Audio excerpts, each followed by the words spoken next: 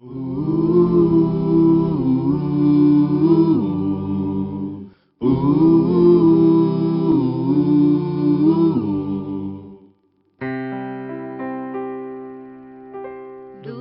teu falar, ó Salvador, jamais vou duvidar, é encorajador. Alimento Diário, série Cristo, o centro conector da obra de Deus. Título do volume 2, A Reconexão do Homem com Deus. Autor, Pedro Dong. Título da semana 3, A Degradação e a Restauração da Igreja. Domingo, ler com oração Salmos 110:3. Apresentar-se-á voluntariamente o teu povo no dia do teu poder, com santos ornamentos. Como orvalho emergindo da aurora serão os teus jovens. A palavra que produz um exército para Cristo. Depois da igreja em Esmirna, temos o período da igreja em Pérgamo, uma época em que a igreja se afastou dos ensinamentos que lhe foram confiados, principalmente quanto ao governo do Espírito Santo na igreja. O Espírito Santo é quem deve governar na igreja, não o homem. Nesse período, nenhum dos líderes tinha a comissão de um verdadeiro apóstolo para liderar a igreja com palavras de revelação. Muitos, na verdade, estavam fascinados por poder, títulos e privilégios.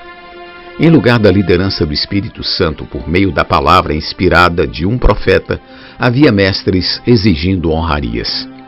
Tais homens procuravam exaltar e promover a si mesmos.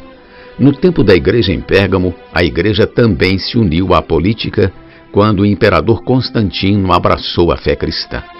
A partir daí, a igreja se perdeu totalmente. Os bispos gozavam de muitos privilégios e honrarias, e a política intensificou essa prática. Jesus deu importantes indicações sobre esse perigo quando estava com seus discípulos. Na cadeira de Moisés se assentaram os escribas e os fariseus, Mateus capítulo 23, versículo 2. Na cadeira de Moisés deveria sentar-se um profeta, alguém designado por Deus para falar a palavra profética. Na ausência do profeta, sentaram-se os escribas e fariseus.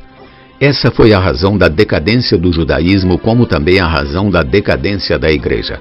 Sem apóstolos, não há mais palavra inspirada e revelada pelo Espírito, e quem se assenta para governar a igreja são os mestres. Esses mestres, porém, não têm revelação nem direção do Espírito Santo para a igreja. Possuem conhecimento, mas não revelação ou direção. Em seguida, há o período da igreja em Tiatira, a era das mais densas trevas na história da igreja, quando surgiram as piores aberrações.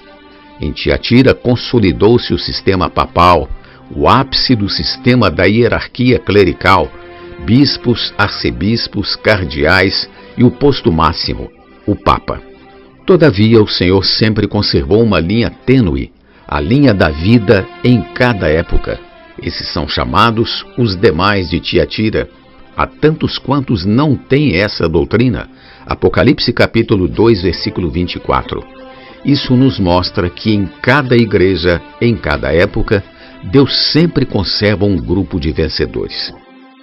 A fase seguinte foi a da igreja em Sardes, quando vemos uma reação esboçar-se para restaurar a igreja que ainda conservava muitos vícios e erros da igreja em Tiatira. Nesse tempo, o clericalismo continuou com seus ritos e cerimônias e ainda não havia a palavra profética para liderar o povo de Deus, que se dividiu em muitas denominações. Mesmo assim, o Senhor conservou em Sardes umas poucas pessoas que não contaminaram as suas vestiduras, Apocalipse capítulo 3, versículo 4, comprovando mais uma vez que em todas as épocas Deus sempre conservou um grupo puro de vencedores. Agora é a vez da igreja em Filadélfia, o tempo em que o Senhor deseja restaurar completamente sua igreja por meio da edificação do corpo de Cristo para concluir esta era. Podemos dizer que houve uma centelha dessa restauração no final do século XVIII, na Morávia, quando um grupo de irmãos viu que na igreja não pode haver clérigos e leigos, pois todos são irmãos e o amor fraternal deve prevalecer. No final do século XIX, na Inglaterra, essa mesma centelha brilhou e o amor fraternal passou a predominar entre os irmãos. Nessas condições, o Senhor começou a inspirar novamente a palavra. No início do século XX, tivemos os chamados Irmãos Unidos. Depois deles, surgiu na China um servo de Deus chamado Watchman Nee, seguido por Witness Lee, quando várias verdades sobre a igreja foram restauradas. Nós recebemos esse legado. Havia a palavra profética, porém a igreja ainda não estava totalmente pronta. Foi então que o Senhor levantou o irmão Dong Yulan, que durante 40 anos de ministério, sob a orientação do Espírito Santo, preparou uma base para tudo que o Espírito ainda faria entre nós. Infelizmente, muitos caíram no meio do caminho, mas o Senhor preservou uma nova geração para entrar na terra de Canaã. Os mais antigos também vão entrar em Canaã, porque possuem outro espírito, o mesmo espírito de Caleb e Josué, e entrarão juntos com os da nova geração. Vamos entrar juntos na boa terra de Canaã, que é o milênio prometido por Deus, o outro repouso prometido a seu povo. Hebreus capítulo 4, versículo 9. Hoje a igreja está mais preparada, pois amamos a palavra profética e descobrimos o poder que há nela. Temos visto milagres acontecerem e temos experimentado o sobrenatural todos os dias. Embora possam vir perseguições e sofrimentos, não tememos, pois sabemos que estamos numa luta de reinos. Temos direção, temos segurança e sabemos para onde vamos.